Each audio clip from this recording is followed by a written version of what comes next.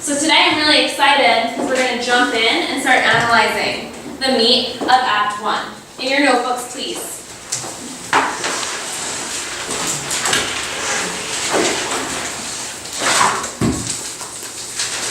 Today we're arguing who or what does Miller give the greatest power to in Act 1 of the Crucible.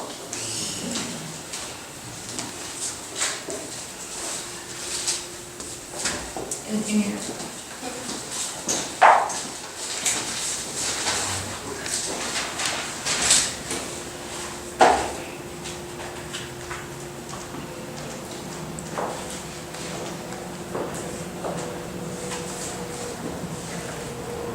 During your preparation, I want to push with kind of thinking. Because even though the question doesn't explicitly ask you to name craft, always at this level of sophistication as juniors, we're thinking about authors' craft moves, right? So stage directions, dialogue, characterization. In your notebooks, here's how I would organize my thoughts. Some of you have different style, so you can choose a different system of organization if you don't like this one. I would just make kind of a whip chart. Here, I would list my evidence, name the craft move, like we normally do. I would start to explain what this evidence means and what it indicates about the ideas and character I'm talking about. I pulled out here. And then for purpose, this is where we really faltered on our IA, so please push yourselves here. You are connecting back to the question. Explain to your groups what you're doing right now.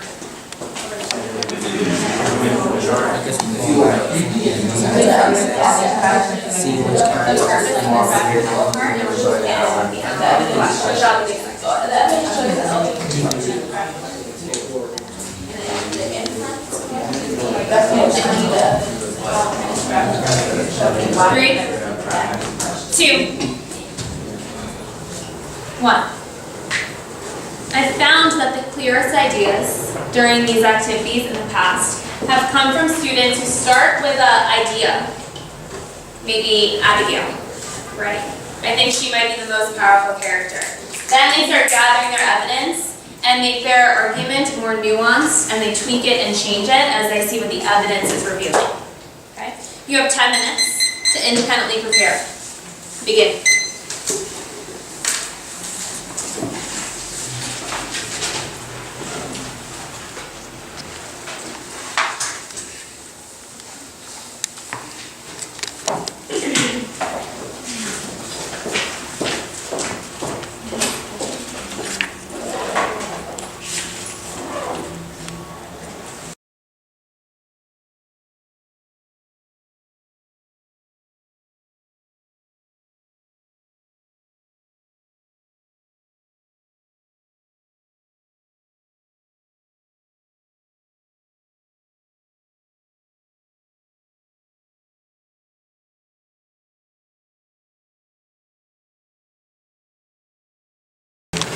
So I'm seeing a lot of really focused work, which I appreciate. And a lot of you have several pieces of evidence ready, which is great.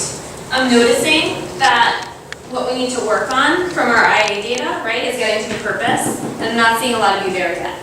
So make sure you're working through all the way, interpreting your evidence, and explaining how it shows that that character or force has power.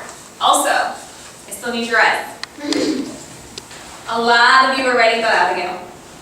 I wonder if some of you can think outside of Abigail two forces at play. Continue working.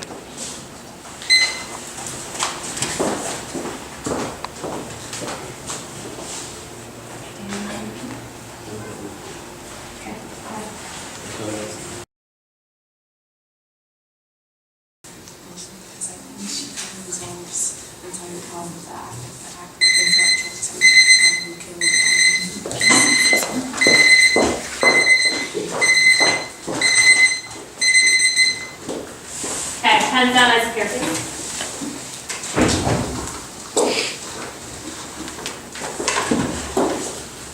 Please read the criteria for success to yourselves.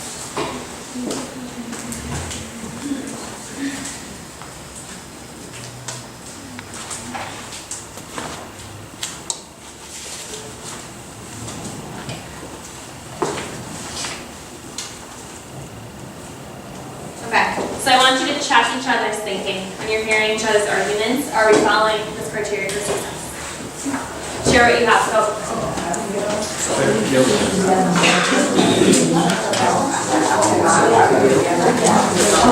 I said that last week it's not Betty because I said the plate opens up with Betty because she's been sick and then she has to wake it up. So I think that when Betty finally wakes up and starts confessing who she saw with the devil, that like the underlying cause is that she's the most powerful because like she's the one that's controlling the whole situation and that her opinion matters more who she saw with the devil because it's also the one that made her the way that she was sick.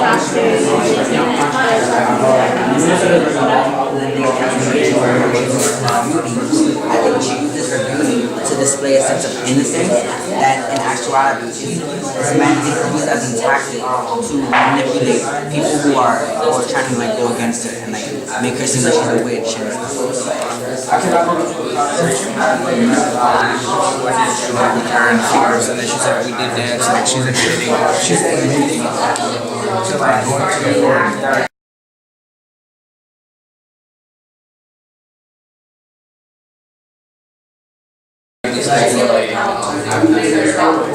Alright, 3, 2, 1. Be focused is so good in here. At this table, Tamji is really challenging Alexis's ideas, and she's pressure shooting it with evidence and context from other parts of the play. I'm not hearing so much of like pushing each other's ideas at the other tables, right? So help your peer get to the deepest level of nuance. Continue.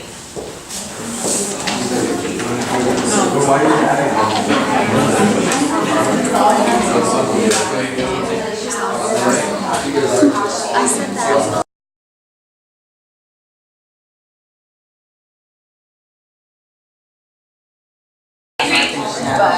I love it over there. 2 and 1. So we're going to do a whole group debrief. So we have now criteria for success for our conversation. Please read it to yourselves. Isaiah, for real.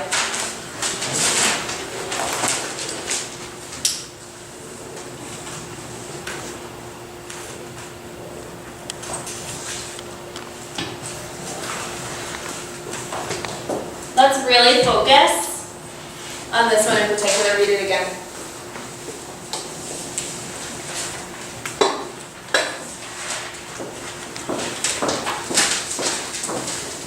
Okay, so let's have a hands down discussion. If many people jump into the discussion at once, then the person who everybody's responding to should just call on one of the people who's trying to participate. Julio, begin the conversation. I think that Abigail is the one that like the most power because we're introduced with her being like this beautiful character, and I think she uses her beauty to manipulate and to show her authority over other people who like try to say that she's a witch. So at first she's like to the other girls on page 19, she's that either of you read a word or the edge of a word about the other things, and I will come to you in black of some terrible night, and she'll like ruin them. And so through there, she's showing her authority over these girls in order for them to not expose that like, yeah, they were involved in this in this witchcraft that can potentially kill all of them. And so she's trying to save herself through having this force, this authority over them. I disagree. I disagree with Julio. I think it's actually guilt. Using the evidence that you just said, let either of you, that. I think that she's. What page for that, 19. Everybody turn to page 19. She's using that, like she's guilty. Like she knows that what they were doing was wrong and it was going against the rules of society and things of that nature. But she's using that, like her guilt for that. She's saying that so she won't get in trouble. She doesn't. So that she doesn't get in trouble. And that she doesn't get hanged or anything like that. And like Miller's whole thing, like Miller's whole argument about the problem with what happened during this time is that like it was like a long overdue opportunity for everyone so inclined to express publicly his guilt and sins under the cover of accusation against the victims. What page is that on? 7. On page 7, like that's what Miller is arguing about, and what you said is like her trying to hide behind But if she's trying to hide behind it and wants to avoid getting in trouble, then it wouldn't be so much guilt, but it would be fear. Fear of getting in trouble and fear of the consequences behind being accused of being a witch. But because she's guilty, she's using her ability to manipulate people to get them to be behind her. I agree with Julio that it's fear and not guilt because fear. Yes, it's fear because like for the communist idea that Miller's trying to explain behind the crucible, he explains that the people that confess the names to the U.S.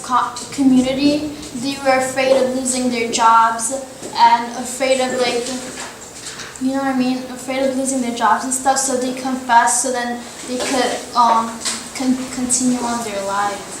I respectfully disagree with Susan and Julio because I feel like if you're fearing someone else, then you don't have the most power that everybody presumes that you have. So therefore, if Abigail is fearing these consequences of being labeled as a witch, then therefore she's not as powerful, because if you're powerful, other people should fear you, which is kind of like the evidence that Julio pointed out about if the girls told on Abigail that she would ruin their lives. But I think that the most powerful character is Betty because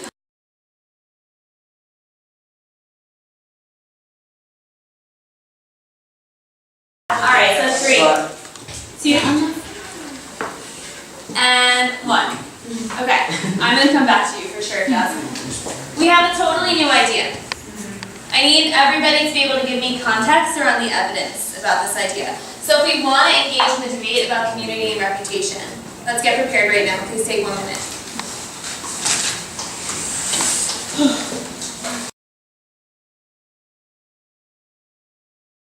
I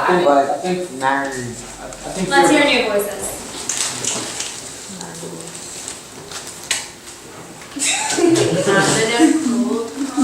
Christy, what do you think? Yeah, there we go. I see how you guys are saying that. So I think that Hale is a powerful character. Here it is. I was gonna say Hale too for the same reason. So I agree with you, Giselle. I agree with And you. I would like to add.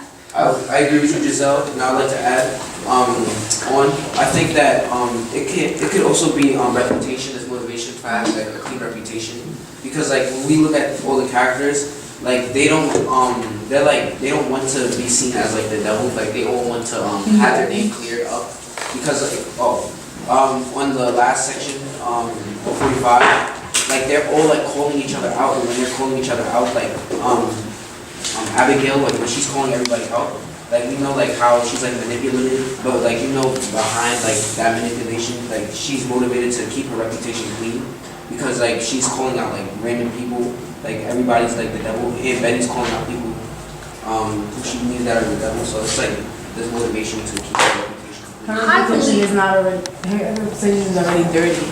They already think she's a But witch. she's trying to clear it though. By leaning underneath. Alright. Wait, no. Exactly. Gustavo, I want you to have the last word. Go ahead.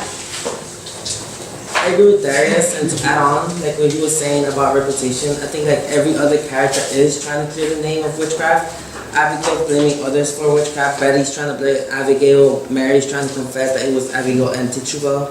Tituba confesses that it was 2 other men in the forest, it was 4 other witches. This idea of reputation goes within everybody, and how this idea of the community that Jasmine was saying, it's community and reputation, because the community cares about their individual reputation rather than their overall. Alright, 3, 2, and 1.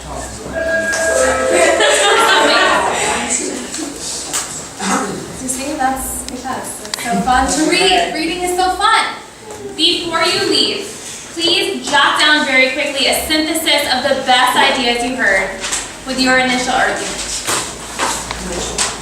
And then tonight for homework, remember, reading up to page 59.